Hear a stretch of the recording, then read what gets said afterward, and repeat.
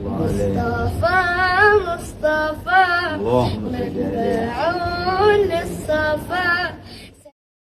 Yang kedua, ya ibadi kullukum dhalun illa man hadaituhu fastahduni ahdikum. Wahai hambaku, sesungguhnya kamu berada dalam keadaan kesesatan kecuali orang yang aku beri hidayah.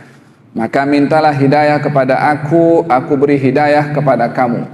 Hidayah ini, hadirin rahmati oleh Allah Subhanahu wa taala, ilham, diletakkan dalam hati seseorang untuk cenderung berbuat kebaikan. Itu hidayah.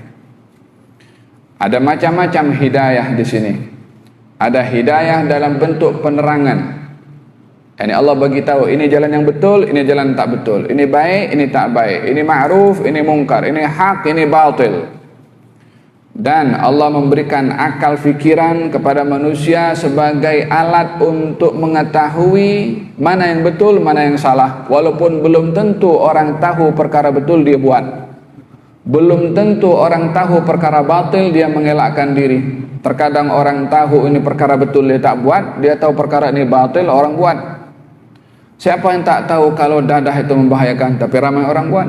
Siapa yang tak tahu merompak itu tak betul, ramai orang buat.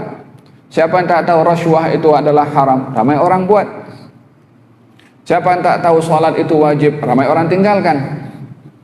Idzan tahu mana baik, mana buruk, mana wajib, mana tidak, namun belum tentu terpanggil untuk melakukan mana yang diperintah dan meninggalkan apa yang dilarang. Ini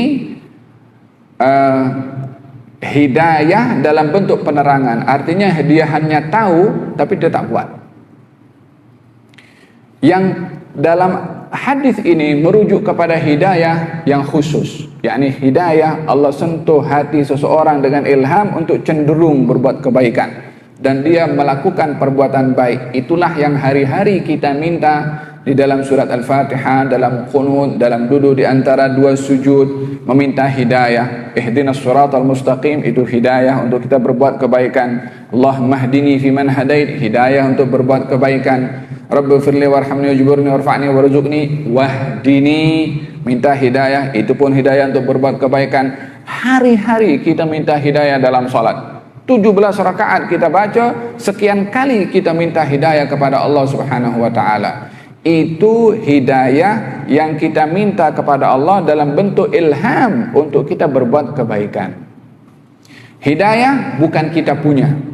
Ianya bukan ada satu tempat yang kita boleh ambil dengan kita merasa berhak. Tidak, hidayah itu Allah punya, akan bagi kepada siapa yang dikehendaki oleh Allah. Tanpa meminta kepada Allah tak akan dapatkan hidayah. Ya, akal boleh jadi alat untuk mencari. Akal boleh menjadi alat untuk berfikir, namun bukan jaminan bagi akal yang berfikir dan tahu petunjuk untuk dia terima itu petunjuk. Petunjuk dan hidayah agihan yang diagihkan oleh Allah Subhanahu wa taala kepada hambanya. Oleh sebab yang demikian Allah berfirman, istahduni ahdikum. Minta hidayah kepada aku beri hidayah kepada kamu. Ini beberapa hadis yang terkait dengan beberapa perkara terkait dengan masalah hidayah. Dalam Al-Quranul Karim Allah Subhanahu wa taala meletakkan beberapa wasilah untuk mendapatkan hidayah. Subhanallah, ini adik sahib perawi hadis ini Abu Dzar. Ini contoh bagaimana mahalnya hidayah. Ini Abu Dzar mendengar ada orang mendakwa dirinya menjadi nabi di Mekah. Dia daripada Bani Ghifar.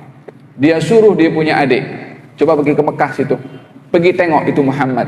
Betul ke dia nabi ke, apa ceritanya? Dia dengar khabar isu tentang kenabian Rasulullah. Dia ingin tahu lebih pasti. Dia suruh adiknya pergi ke Mekah, cari info. Dapat info balik. Katanya tak clear engkau punya info. Biar aku pergi. Dia pergi ke Mekah. Duduk di Mekah nak cari orang yang betul dulu untuk bagi info. Terjumpa dengan Sayyidina Ali bin Abi Thalib.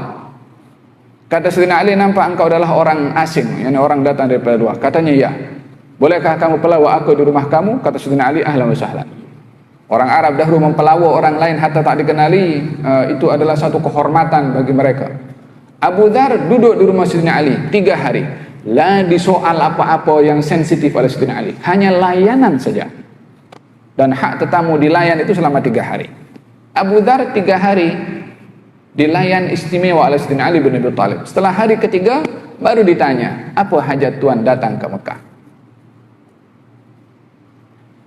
Katanya, kalau kamu menyembunyikan apa hajat aku ceritakan kepada kamu. Katanya, engkau berbicara dengan orang menjaga amanah.